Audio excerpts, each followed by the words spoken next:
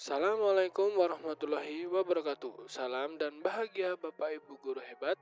Perkenalkan, saya Gani Listianto Eskom, guru penggerak angkatan 9 SMK Walisongo, Semarang. Kali ini saya akan memaparkan modul 1.4 budaya positif, demonstrasi kontekstual. Video ini adalah praktek segitiga restitusi untuk menyelesaikan permasalahan siswa di sekolah saya.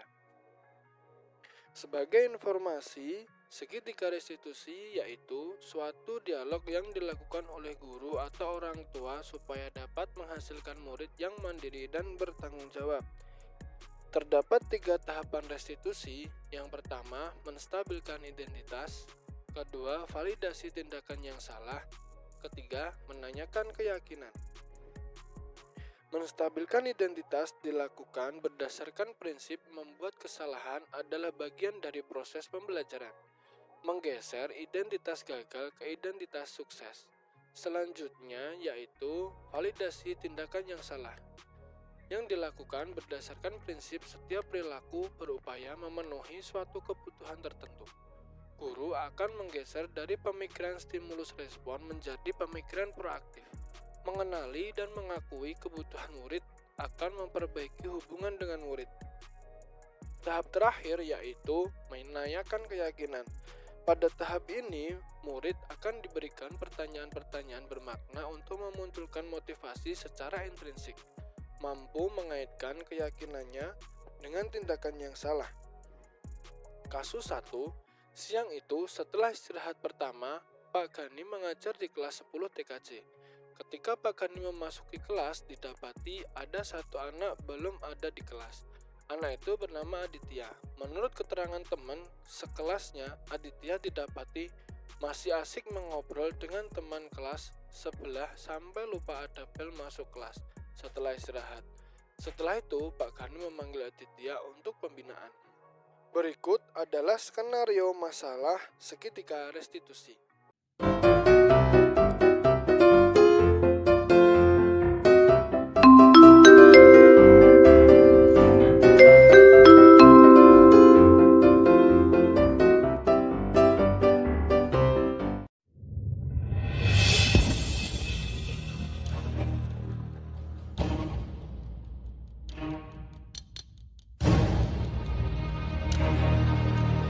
Oke, Mas Aditya, kamu tadi kemana saja? Saya tadi habis dari kantin, Pak. Habis dari kantin. Kamu tahu kan kesepakatan kita di kelas? Ya, Pak, saya tahu. Ya, kesepakatannya kan kita tahu bahwa istirahat yang ada di sekolah kita itu kan jam 9.30 sampai jam 9.45. Jadi kamu terlambat berapa menit? 15 menit, Pak. 15 menit. 15 menit itu kamu sampai ke sekolah atau sampai di kelas itu jam berapa? Jam 10 lebih 5 menit, Pak. Jam 10 lebih 5 menit. Kalau seperti itu kamu melanggar tata tertib, salah apa tidak? Ya, Pak, saya salah. Jadi di sini Pak Gani tidak mencari siapa yang benar, siapa yang salah. Pak Gani pun di sini pasti juga pernah melakukan kesalahan. Tapi perlu diingat, kembali lagi semua orang itu pasti punya kesalahan. Termasuk Pak Gani juga pernah melakukan kesalahan. Tadi telat alasannya apa? Tadi saya kasihkan ngobrol sama teman saya, Ben, dari kelas 11 sampai nggak dengar bel masuk, Pak. Baik, besok lagi jangan diulangi seperti itu. Perlu tetap memperhatikan hal yang ada di sekolah. Sekarang coba bayangkan kelas yang ideal menurut Mas Aditya itu seperti apa? Kelas yang ideal menurut saya, kelas yang disiplin waktu, tanggung jawab, udah diatur, dan mandiri. Oke, jadi yang diinginkan atau kelas yang diinginkan Mas Aditya itu yaitu disiplin, tepat waktu, mandiri, bertanggung jawab, dan gampang diatur. Jadi memang seperti itu kelas yang memang ideal atau bagus menurut Mas Aditya.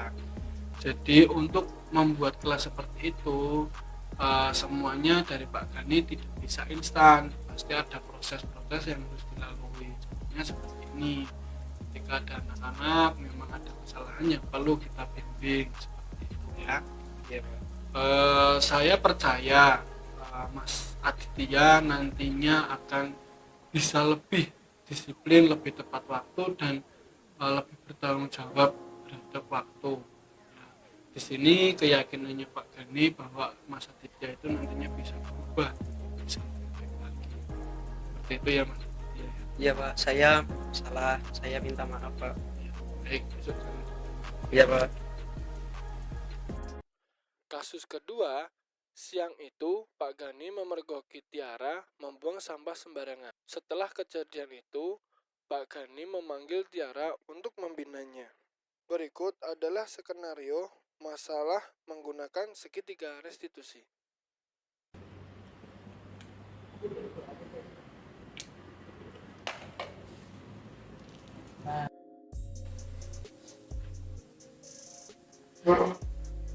Kenapa ya Pak, saya dipanggil di sini? Baik Mutiara, tadi Pak Gani lihat kamu membuang sampah sembarangan. Betul, itu kamu yang melakukan. Iya Pak, benar. Baik, kalau seperti itu melanggar tata tertib di sekolah ini apa tidak? Iya Pak. Baik, Mutiara, kita kan sudah punya kesepakatan di sekolah juga punya aturan. Jadi ketika kamu membuang sampah itu perbuatan baik apa jelek? Jelek Pak. Jelek.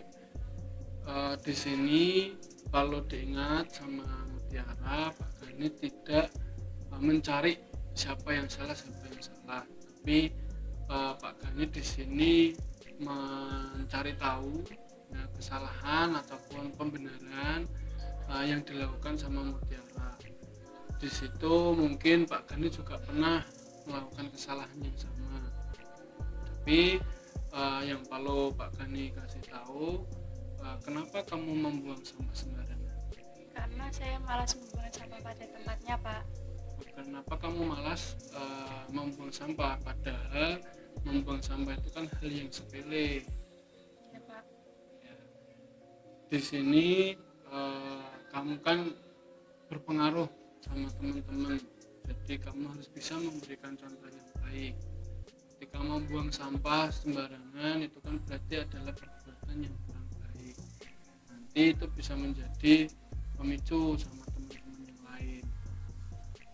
Sekarang di sini kan Mutiara pernah bercerita sama Pak Gani bahwasanya Mutiara ingin jadi orang yang bermanfaat dan berguna, ya.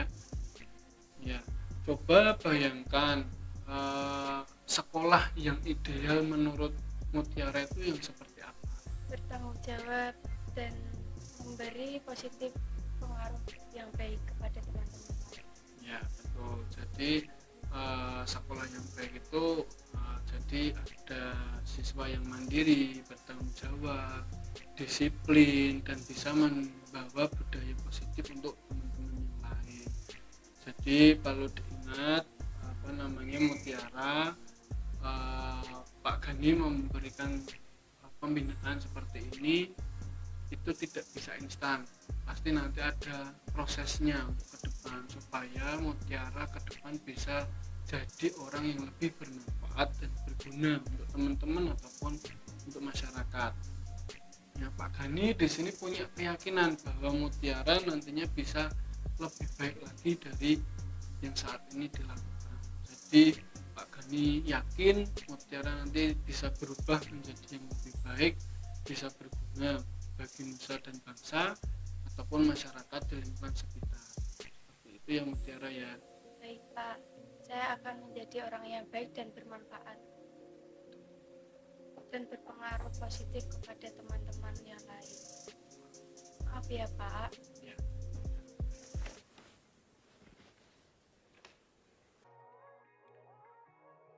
Perasaan murid setelah pelaksanaan segitiga restitusi. Berikut penyampaian dari siswa dalam permasalahan atau pelaksanaan segitiga restitusi. Setelah praktek segitiga restitusi dengan Pak Gani, saya merasa senang dan nyaman. Dan Pak Gani tidak memarahi saya karena kesalahan saya. Justru Pak Gani memberikan nasihat untuk masa depan saya yang lebih cerah dan lebih baik lagi. Terima kasih Pak Gani karena sudah tidak memarahi saya, tapi sudah memberikan nasihat saya. Setelah saya praktek segitiga restitusi dengan Pak Gani, saya justru merasa nyaman dan senang karena tidak dimarahi oleh Pak Gani karena permasalahan saya. Dan saya justru malah dibimbing oleh Pak Gani untuk berpengaruh positif bagi orang lain. Terima kasih Pak Gani. Baiklah, terima kasih telah menyaksikan video ini. Mudah-mudahan bisa bermanfaat.